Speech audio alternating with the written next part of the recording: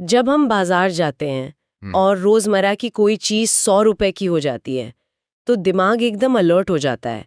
लेकिन जरा सोचिए, अगर हमारे अपने देश की मुद्रा मतलब रुपया ही डॉलर के मुकाबले 100 का आंकड़ा छूने लगे। आज के इस गहन विश्लेषण में हम इसी ऐतिहासिक मोड़ को समझेंगे।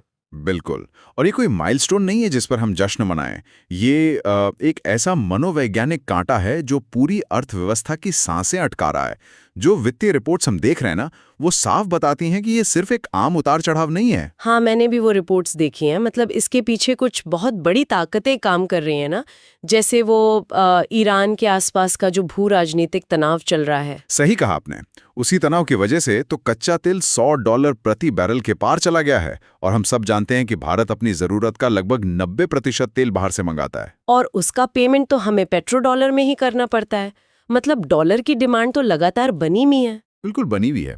और दूसरी तरफ जो विदेशी निवेशक है ना, जिन्हें हम एफपीआई या एफआईआई कहते हैं, वो भी भारतीय बाजार से पैसा निकाल रहे हैं। जैसे ही अमेरिका के सेंट्रल बैंक ने अपनी ब्याज दरें बढ़ाई, उन्हें लगा कि भाई अब अमेरिका में पैसा रखना ज्यादा सुरक्षित है। अरे ये तो बिल्कुल वो सुख के साथ ही निकले। मतलब मौसम सुहावना था तो यहाँ थे, और जैसे ही वैश्विक मौसम खराब हुआ तो अपना बोरिया बिस्तर बांधकर वापस अमेरिका भाग गए। हाँ, एकदम सटीक उदाहरण दिया आपने। और जब वो अपना पैसा यहाँ से निकालेंगे तो जाहिर है वो रुपए बेचकर डॉलर ही खरीदेंगे। इससे बाजार में डॉलर की कमी हो जाती है और रुपया धड़ाम से नीचे गिर जाता है। लेकिन यहाँ मुझे एक बात समझ नहीं आती। भारत की तिजोरी में तो $600 बिलियन का एक बहुत विशाल विदेशी मुद्रा भंडार पड़ा है ना। फिर हम इन सुख के साथियों के जाने से इतने बेबस क्यों लग रहे हैं? हम सीधे अपने खजाने से डॉलर निकाल कर बाजार में क्यों नहीं डाल देते? देखिए, देखने में ये बहुत आसान लगता है कि खजाने से पैसा निकालो और समस्या सुलझा लो। $600 बिलियन सच में एक बहुत बड़ा सेफ्टी नेट है। लेकिन सोचिए, अगर रिजर्व बैंक अंधाधुंध अपने ही खजाने से डॉलर बेचना शुरू कर दे तो क्या होगा? शायद बाजार में एक पैनिक फैल जाएगा। लोगों को लगेगा कि भारत हताश हो गया है। बिल्कुल सही। दुनिया को लगेगा कि स्थिति नियंत्रण से बाहर है।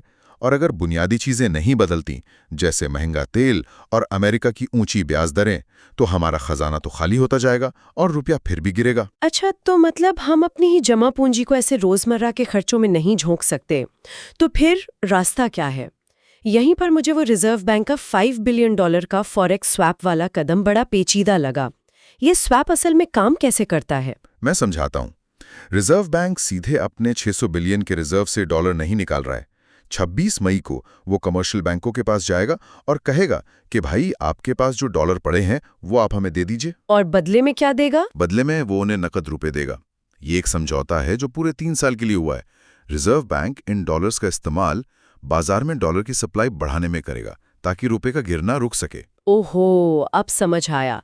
मतलब सबसे कमाल की बात यह है कि उस 600 बिलियन के मुख्य रिजर्व को छुआ तक नहीं गया। ये तो ऐसा हुआ जैसे मैंने अपने किसी पड़ोसी से 3 साल के लिए कोई चीज उधार ले ली हो। हाँ, और इस पक्के वादे के साथ कि 2029 में आप उसे ठीक वैसी ही वापस कर देंगी। तब तक आपका अपना बैंक बैलेंस भी सुरक्षित रहेगा। बिल्कुल। लेकिन जब 3 साल बाद ये स्वैप वापस पलटेगा तब क्या होगा? तब रिजर्व बैंक बैंकों को उनके डॉलर लौटा देगा और अपने रुपए वापस ले लेगा।